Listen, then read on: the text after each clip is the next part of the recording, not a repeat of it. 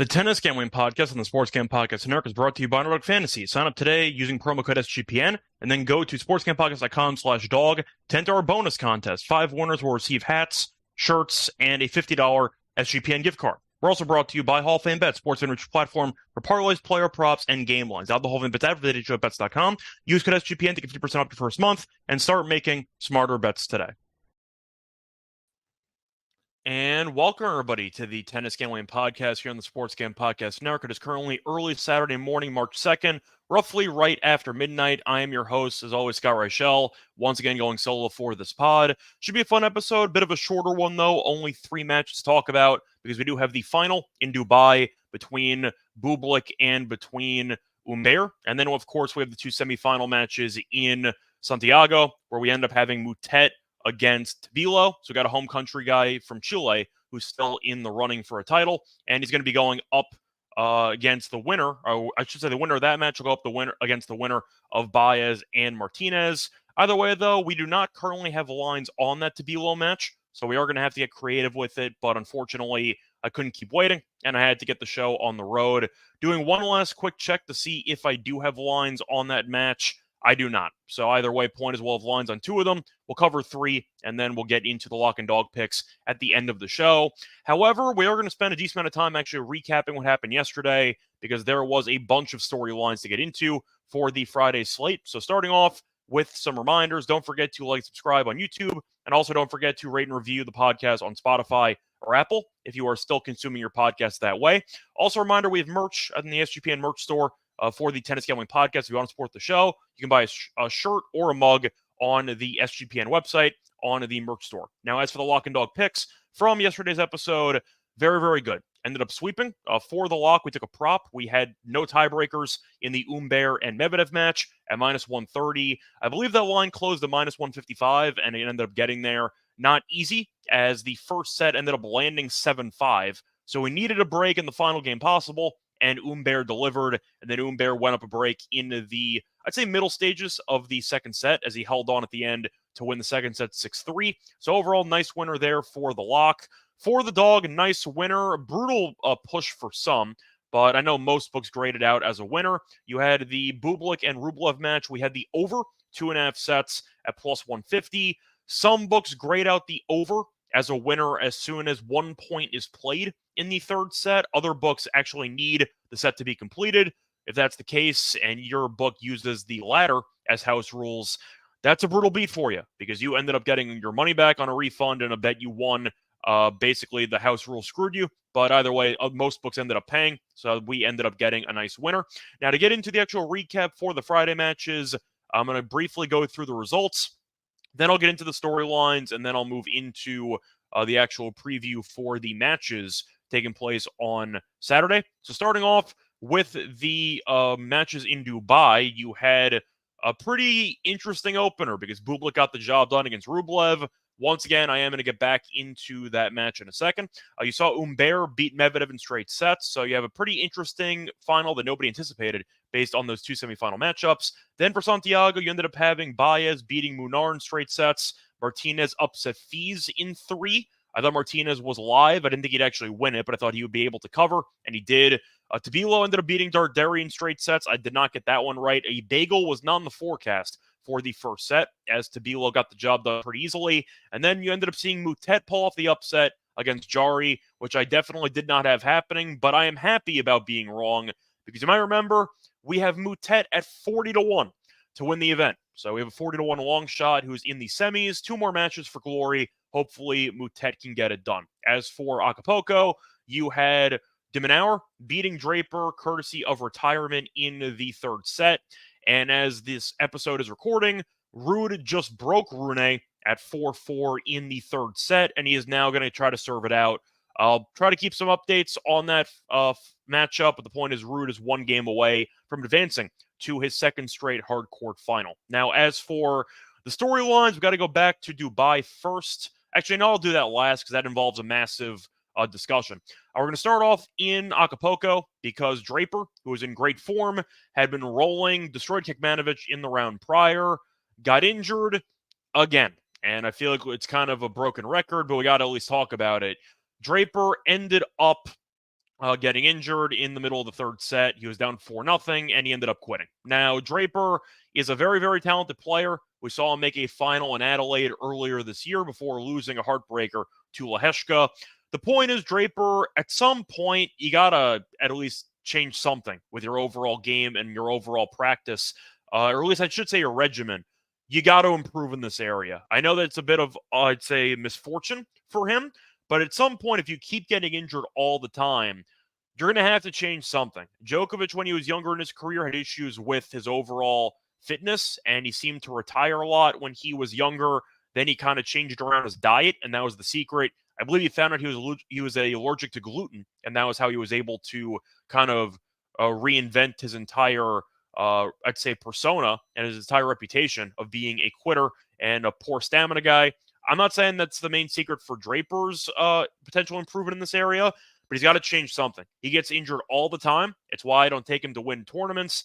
And he got injured again in an event he was playing very well in, which sucks, but I have to mention it. Draper gets injured all the time, and unfortunately, it came back to bite him again in the semis after playing really well for the first couple rounds. As for Santiago, I got to mention the upset once again, as Moutet was able to beat the home country favorite defending champion Jarry in straight sets, and he proceeded to taunt the crowd after the match was over. South America, I know that there's been talks about trying to get more events, ATP events, in South America.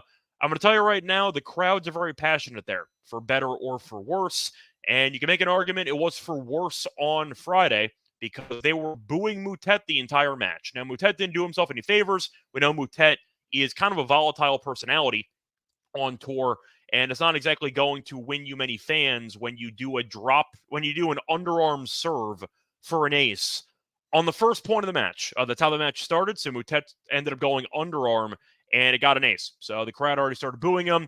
Moutet was very, very loud with his, I'd say, fist pumps whenever he ended up getting a break, and that seemed to really annoy the crowd. A lot of it was going to be just beating the home country guy anyway. Everyone in the venue was rooting for Jarry, and every time Moutet won a point, the crowd was either silent or was basically booing. And Moutet, at the end of the match, ended up going to center court and did the Djokovic hands-out celebration, thanking all the fans. It was really funny. I really enjoyed it. But some people might be a little bit mad at him for doing it or a little bit salty. I don't care. Moutet has had a really rough couple of years, and the fact that he's in an ATP semi, good for him that he was able to make the run. Good for us because we have him to win the event at 40-1. But the point is, Moutet was tired of the crowd booing him the entire time, and he decided, you know what? Let's have some fun with it. And he ended up teasing the crowd and kind of egging them on. Moutet does not mind to be a villain. We've seen it before. But the point is, I did find it pretty amusing. I'm going to give it a slide.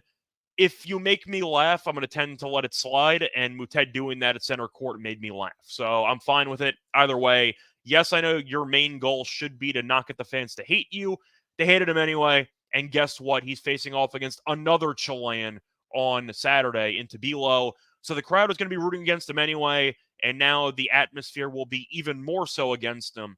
But Moutet was using the energy of the crowd against his opponent, and it worked out. So we'll see what happens. He's kind of embraced this villain role, and maybe he can propel that to a potential surprising qualifier to ATP title journey. As for the main topic of conversation, this is where we're going to spend some time. It's going to be on that Bublik and Rublev match, where I did not mention the actual score of that match.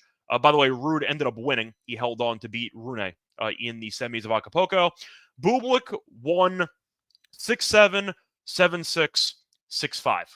That is right, 6-5. He's one of the only players ever to win a set 6-5 because you ended up seeing Rublev get really annoyed at the line judge at the end of that 11th game, and he proceeded to have a temper tantrum directed towards the line judge, and the line judge ended up getting Rublev defaulted from the match. So as a result, Rublev had to forfeit the match. He had to forfeit all the prize money for the week. He had to forfeit all of the ATP points he was going to get for the week. And as a result, he is now officially eliminated from the ATP top 5. So a lot of different levels to this, and I got to get into the overall, I'd say, just recap of the actual, I'd say, ordeal and get into my thoughts on the chaos that ensued after it. Rublev, we know, has been a very, very emotional player when he plays. And it's kind of a night and day personality difference between him off the court and on the court. He's very lovable, he's got a great personality, and he's pretty funny off the court. On the court, you can argue he can be a little bit of a tyrant and he has a bit of an anger management issue. Now, usually it's directed towards his camp, which a lot of players do. You can yell at your camp and they're not going to do anything about it. So the point is, Rublev usually has a lot of temper issues on court, and it kind of boiled over because he was directing it towards an employee of the actual event. Now, there is some dispute on what was actually said because Rublev, according to the initial report, was speaking Russian and cursing at the line judge in Russian. The problem was the line judge was Russian, so the line judge allegedly knew what he was saying, and that was what was relayed to the chair umpire. Then Rublev countered it by basically saying, I wasn't speaking Russian. I don't know what the hell you're talking about. I was speaking English. So there was a whole separate argument there. Then you had to find out if he was actually cursing in English or not. There were some videos that were recorded from the fans behind the actual line judge who were at the event. It seemed like he was cursing in English, or at least he was yelling at him in English. According to some reports, Rublev called him an effing moron. I did not hear that soundbite in the video that I watched, but the point is Rublev basically got to eye level of the line judge and proceeded to yell at him for maybe 5 to 10 seconds. I remember watching it on TV, and they showed Rublev immediately after losing the game. It was the 11th game, so there was a changeover in store, and they showed him basically running over to yell at the line judge, and the match went to commercial. And I thought to myself, well, this might get interesting. And then next thing you know, he had to forfeit the match. So Rublev had to forfeit. Do I agree with the decision? It sucks for the fans because they were one game away from a breaker, a match with 3 breakers, a semifinal of a very, very entertaining match. And then they basically got it ripped from them as you ended up seeing Rublev having to forfeit. Now, I'd say this, a lot of people were defending Rublev. You had even Bublik, who was in the post-match presser, basically saying the only way to get rid of this is to get rid of line judges. He was promoting the electronic line calling because that way you remove extra people, employees of the tournament, and this would not happen if either A, the electronic line call didn't blow the call by the baseline that Rublev was complaining about, or B, you have no person for Rublev to actually yell at. Now, Rublev did have some challenges. He could have challenged it if the call was out. I mean, if the ball was out and they just didn't make the call. I guess he thought it was too close to not make a calling on it. Then he lost the point and immediately lost his mind. But the point is, a lot of people were defending Rublev. Bublik, at the time, wanted to keep playing because he recognized that it's a lot better to win matches when you actually beat your opponent as opposed to getting the match handed to you on a platter. But the point is, Bublik, his opponent, was in favor of Rublev or supporting him. Mannarino came out of nowhere, and Mannarino tweeted out, he actually called the exact words, he called the line judge a snitch. That's how that went. Mannarino out of nowhere from the top rope ended up showing up on Twitter and basically cursing out the line judge and defending Rublev. Now, I'll put it this way. It sucks for the fans. I understand the default. Now, you can make the argument once again, maybe it was exaggerated, what was said to the line judge. At the end of the day, you can't have your players just running up to either officials or to line judges and just screaming at them with no repercussions whatsoever. In the NBA, you get a technical foul, you get ejected potentially if you do so. Baseball, you get ejected. We see this in other sports. Soccer, you get a yellow card, maybe a red if you continue doing it. The point is, there needs to be some punishment in store for players who just cannot control their temper and direct it towards employees of the actual event. So I think I can understand why that was the case. You can argue it should have been a point penalty as opposed to a default. I wouldn't really mind that either. There should have been some penalty in general. I'm not going to let Rublev off the hook. I understand that you can argue maybe the line judge was a bit sensitive and the line judge overreacted. At the end of the day, if you're getting paid to do work and somebody's going to go out of their way to yell at you in front of hundreds of people, thousands on TV, and they're just going to yell at you at the top of their lungs and because they think they're invincible and they think that you can't do anything about it, I can understand if I was the line judge why I would be pissed. And I can understand why that was directed towards the chair umpire and why he ended up deciding to make the call to force Rublev to default. So I'm not going to let Rublev off the hook. I do think we should have no line judges. I think that electronic line calling is obvious, and that's going to be in store a couple years down the road. The point is, though, Rublev definitely has had a problem for many, many years of having anger issues during matches. Usually was never actually directed at employees. Now it felt like he crossed the line, in my opinion, and I do think he should have been punished.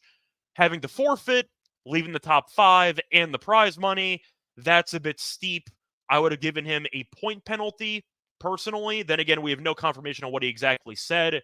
The point is, I think a punishment was fair. Was it overboard? Maybe. But Rublev really needs to get his temper in check. And that's been an issue of his for a couple years. And now maybe this is the final push he needs to improve in that mental area of his game. So that's kind of my brief thoughts there. Once again, sucks for the fans. Bublik wanted to keep playing. You can argue maybe the player should decide. Like if Bublik wanted to take the win, he could, and he decided he wanted to keep playing, and Bublik was kind of annoyed that the match was over with. But the point is, Rublev, I'm going to blame him for most of it. Yes, you can argue the chair umpire maybe should have punished Rublev less severely. It depends on what was said. We don't know. But I do think Rublev definitely is at fault. I'm going to disagree with Manarino. The line judge might be a bit of a snitch, but if somebody was cursing at me during my time on the clock, I'd probably want that guy away from me anyway. So, yeah, I get it. I get both sides, but I'm going to blame Rublev mostly, and I do think that the default issue is very rough, especially since he has to now leave the top 5 and he's forfeiting all the prize money. But either way, congrats to Bublik for making an ATP final again, and we'll see if he can get another ATP 500 title. Now, that's going to wrap it up, though, for the actual recap of the Friday matches. I already mentioned in Acapulco that Rune ended up winning. Rune ended up losing, to Ruud. So Ruud ended up making back-to-back hardcourt finals. That's going to do it. Now it's time to actually move into the matches here for Saturday. Starting off with the early match, the final in Dubai, you have Humbert as a massive favorite against Bublik, as Humbert is minus 220, and you see Bublik at around plus 190. Over-under in games is set at 23. For the game spread, Humbert minus 3 is minus 103, and Bublik plus 3 is minus 117. As for the set wagering, you can find the over 2.5 sets at plus 135. You can find Humbert in straight sets at plus 120. Bublik to win a set is minus 150. And if you want to find Bublik in straight sets, you can find that at plus 425. We also have some fun props for this matchup. We have aces, we have double faults, and we have breaks of serve. Total aces, 18.5. The over is minus 110. The under is minus 120. For individual aces, Bublik 11.5. And you have Humbert at 6.5. Breaks of serve, you have the over 3.5 at plus 150. Combined, under 3.5 is minus 180. Over 1.5 breaks for Bublik is plus 150. That's his breaks against Humbert's serve. And Humbert to break Bublik twice is a minus 180. Under 1.5 breaks is plus 150. Double faults, over under 5.5 in the match. The over is minus 120. The under is minus 110. Bublik's at 4.5, and Humbert is at 1.5. The over, though, is set at plus 175. Now, for this matchup, I'm a bit shocked how big of a favorite Humbert is. Did I think he was going to be a favorite? Yes, I think it makes sense. He beat Hurkacz. He beat Medvedev. He's beaten some really good competition. Having said that, I do think that Bublik is once again being disrespected based on these odds. I mentioned I liked Bublik's odds against Rublev. Did I pick him to win? No. That's why I took the over 2.5 sets instead. The point is I did think Bublik's game is translated actually well to the fast courts in Dubai. Now, the match against Rublev did have more breaks of serve than I anticipated, but the point is Bublik's beaten Leheshka, beat Griekspoor, ended up beating Rublev, and he beat Makic. He's beaten some good competition. You're looking at Humbert beating better competition, but beating Rublev is still impressive. He was down, I want to say, a break and love 40 in that third set, and he rallied to win the set. Yes, albeit short, but by default. But still, the match looked like it was going to be over in about 5 minutes, and Bublik did not quit. He ended up showing mental toughness, and he got the job done. Humbert has been very solid. Now, he's dropped 2 sets here. Dropped a set to Monfils after he avenged that loss in Doha. Beat Murray on the stage of basically on the last legs before his retirement in straight sets. Beat Hurkacz, fought off 3 match points there in 3, and beat Medvedev in straight sets. So he's been against better competition mostly, but I do think Bublik's serve can really dictate the entire match. If Bublik can hit his first serves and can control the rallies and shorten the points, I do think his serve is difficult to break if things go his way, and I do think that Humbert's serve has been pretty good in this event. He has been in danger. Medvedev only broke him 1 time in the semis, but Medvedev had a bunch of break points. I believe Medvedev was 1 for 7 or 1 for 8 in break point chances. I think it was 1 for 8. So the point is Humbert had to really dig himself out of trouble constantly in that match. He was 1 of 8 on break points. So I think Humbert's serve is a bit overrated for the sake of this matchup, and I think you might actually see more breaks than you anticipate based on the odds makers. But I am going to lean to Bublik here, plus the games. I just think this match is going to be close. I think Bublik has the firepower. We know Humbert has the consistency and the overall, I'd say, mental toughness, but I do think Bublik's net game can be a serious factor in this matchup because Bublik's serve is very solid. We know he's got underrated net skills, and I do think that Bublik can really make the match interesting if he sprinkles in drop shots, if he sprinkles in some net play. Humbert's passing shots have not been great in this event, mostly against Hurkacz, who came to the net a decent amount in that match. But I think 220 is a bit disrespectful. I think Humbert should be favored. My opinion, minus 150, minus 160. I think Bublik should be closer to plus 140 if I had to price it myself. But plus 190 feels a bit high. I'm going to lean to the value with the dog here with the plus 3 games. I think I am going to lean to the over. I just think you're going to see a closer match here, and Bublik has been no stranger to breakers and no stranger to long matches. So I'll lean to the over as well. As for the props, I'm going to lean to the under on Humbert aces at 6.5. I just think the number's too high based on his recent form. And I'm looking at the breaks of serve. I actually don't mind the over. 3.5 breaks at plus 150.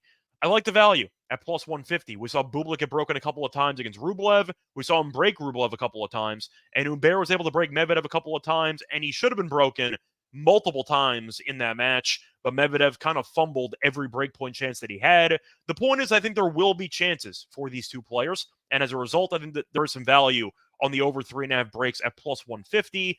That's going to wrap it up, though, for the actual Dubai final. I'm also going to lean to Bublik plus 1.5 sets at minus 150, but I do prefer the games instead at a cheaper number. Now, moving on to the actual semifinal matches in Santiago. Once again, we only have lines on one of them, the Baez-Martinez match. So we're going to start off with a matchup with no lines because we have Baez taking on Martinez, which should be an interesting one. Now, Baez is a pretty massive favorite here for the sake of this matchup, and rightfully so, because Baez is going to once again go for back-to-back clay titles.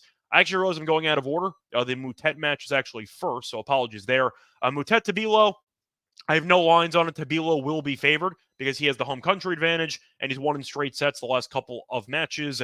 The point is, though, I do think Moutet is going to use the energy of the crowd against them.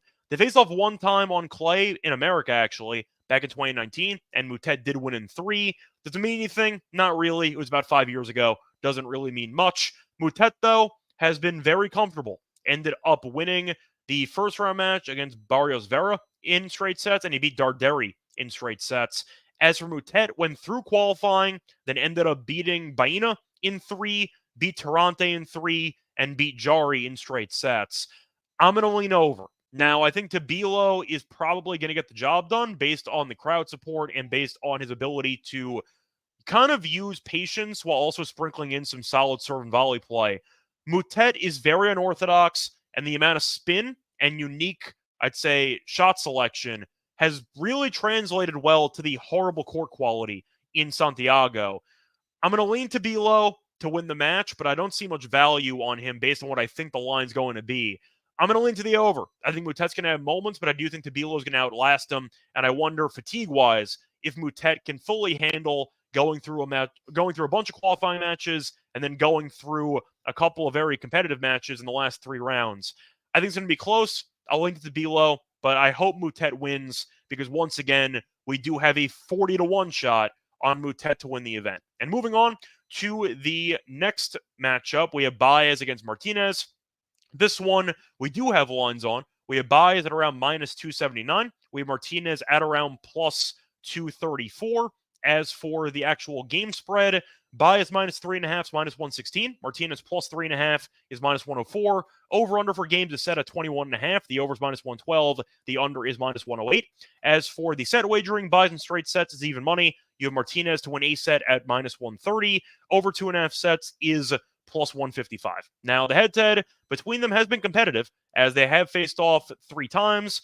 All 3 meetings went to 3 sets. All 3 meetings 2 of the 3 meetings were on clay. The last meeting was in Pune, which was a hard court event, and Martinez actually won that one in 3.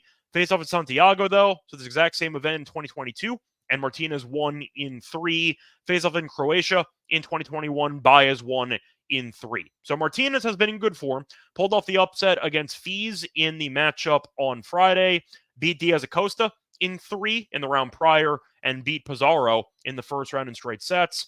As for Baez, he's been sharp after a pretty shaky start to the event, as he ended up beating Varias after losing the first set, and he beat Munar in straight sets. Now, Baez in great form, won Rio, so he's on a bit of a winning streak, but Martinez did beat him in the exact same venue 2 years ago, and I actually think that matters. So I'm going to lean to Martinez here, plus the games. I like the over 2.5 sets for value. I think that based on the head-to-head history and based on Martinez's form, I think Baez, we know, can self-destruct a bit with the mostly forehand. There's a lot of unforced errors on his game sometimes, and Martinez has really showcased some underrated court coverage in this event. I'm going to lean to Martinez plus the games. I'm going to lean to the over, and I do think Martinez can win a set in this matchup, but I think it's going to go 3 and a plus 155. I do like those odds quite a bit. Give me the over 2.5 sets of plus 155. I'm going to lean to Baez to win the match, but this price is disrespectful. 277 feels a bit high. I think it should be closer to minus 200, but the point is the value's on Martinez. Baez, I think, is going to win, but maybe you might want to take Baez to win in 3 if you want to turn a massive moneyline favorite into a pretty decent dog price.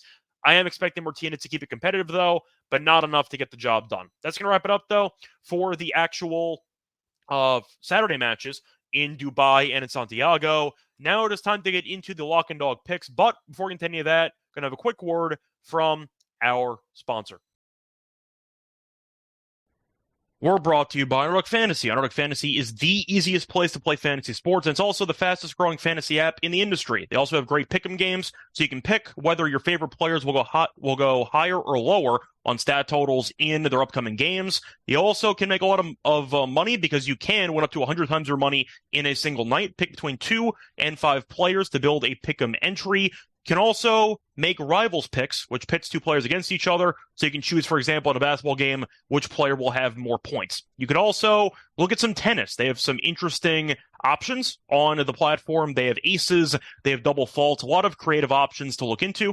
But a reminder to sign up today with the promo code SGPN to get a first deposit doubled up to $100, as well as an instant pick'em special. Visit underdogfantasy.com.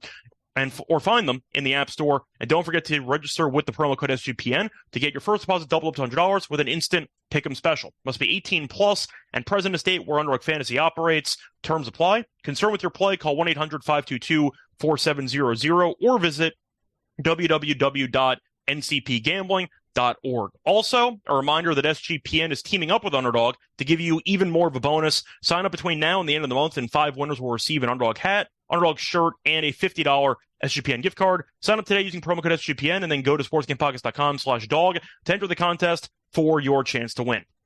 We're also brought to you by Hall of Fame Bets. Win bigger by betting smarter this NBA season with Hall of Fame Bets. Sports analytics platform for parlays, player props, and game lines. Research every NBA and soccer with historical stats and data. Enter any parlay idea into Hall of Fame Bets' Revolution and Prop Lines are told to get hit rates broken down by leg, as well as an expected probability for the entire parlay. Sort all players by hit rate for any bet to learn which players are hot and which picks have value. Stop betting in the dark and join over 30,000 users reaching with Hall of Fame Bets to craft more intelligent, data-driven parlays. Download the app or visit hofbets.com and use code SGPN to get 50% off your first month today. Start researching, start winning with Hall of Fame Bets. Welcome back, everyone, to the Tennis Gambling Podcast. Just finished previewing the Saturday matches in Dubai and in Santiago. Now it is time for the actual lock and dog picks. Starting off with the lock, I actually am going to go to the same match for the lock and dog picks. I'm going to do some props. I had some fun with the no tiebreaker prop yesterday, and I'm going to take something different, but I do like the prop angle. I'm going to go to the Humbert and Bublik match for both these plays. My lock is going to be the under 6.5 aces for Humbert at minus 110. Bublik has been standing really far back on the court, and as a result, he has been doing a very good job at limiting aces. Bublik has allowed less than 7 aces in 6 of the last 9 matches. So the point is he has been in very solid form with his return game. Humbert's serve is not exactly known for being phenomenal at generating aces. He just has that ridiculous slider in the ad side, which kicks his opponents off the court. They usually get to the ball. The problem is they're all the way off the court. But the point is Humbert doesn't exactly use the bomb serve that much, and Bublik does stand very far back on the court. So I think the 6.5 ace is a bit low. Now, the problem you might run into is if this turns into a long match, goes 3 sets, you have extra service games to worry about. If Humbert takes care of business, though, then the match ends quickly, and I definitely don't think Humbert's getting 7 aces in 2 sets against Bublik. Maybe 3, but he still needs to have a decent ace performance against a returner who's been standing very far back on the court, and I do think that's going to limit the amount of aces that Humbert can generate. Plus, to go through Humbert's numbers, he's had a less than 7 aces in 5 of his last 6 matches. So Humbert has not been known to generate many aces recently, especially in Dubai, and Bublik's done a pretty good job at standing very far back on the court to eliminate all of the quick points via aces.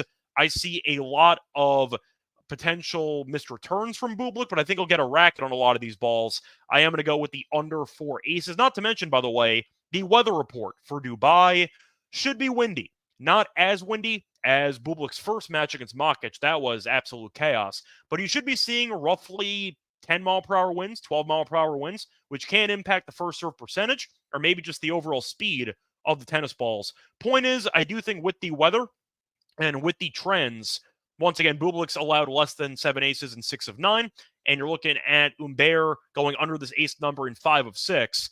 This line feels a bit high to me for aces. Give me the under because of it at minus 110.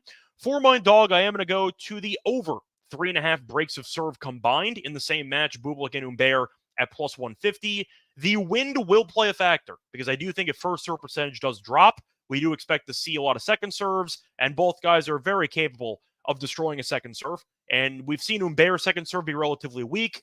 Bublik has a double faulting issue. He might try to bomb the second serve.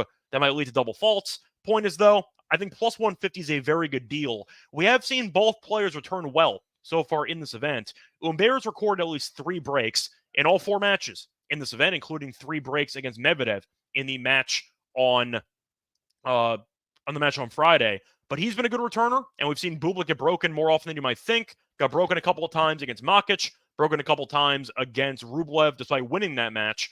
The point is, I think Humbert can get a couple breaks in. Humbert over 1.5 breaks by himself is minus 180. So they're expecting him to break Bublik a couple of times. The question is, can Bublik break Humbert? I think he can. He's had at least 3 breaks in 3 of his 4 matches here. We've seen Humbert have a bunch of break points he's had to fight off. He had to fight off 8 break points against Medvedev. Did fight off 7 of them. But the point is he has been having some dicey service games. And if the first serve percentage is going to dip because of the wind, I think Bublik can create some long rallies, definitely change the overall, I'd say, complexities and just the overall rallies themselves because of the variety that he has with the drop shotting, with the lob game, and with the net skills. I think he's going to keep Humbert off balance, and I do think Humbert's first serve is not exactly great enough to overpower Bublik over the course of the match. So for that reason, I think there's a couple ways to get the breaks. Maybe Humbert just dominates and breaks Bublik a couple of times, 3 times maybe by himself, and Bublik chips in for 1, maybe the other way around, or maybe you get both of them breaking twice, or maybe it goes 3, and you have extra service games to work with. But plus 150 for 4 combined breaks, I think is a very solid deal, and I am going to go with that as my dog. So once again, my picks for the Lock and Dog segment are going to be on the same match in the Dubai final. I'm going to go with the under 6.5 aces for Humbert as my lock at -110. And my dog will be on Bublik and Humbert over 3.5 breaks of serve combined at +150. That's going to wrap it up. We'll be back once again to get into the final in Santiago for the next episode. But until next time, find me on Twitter at Reichel Radio. Find me on the NBA show. Find me on the bunch of podcasts in the network, the MLB show, the NFL show, WNBA show. I get the point. But until next time, good luck to all of you and all of your bets. Bye, everyone.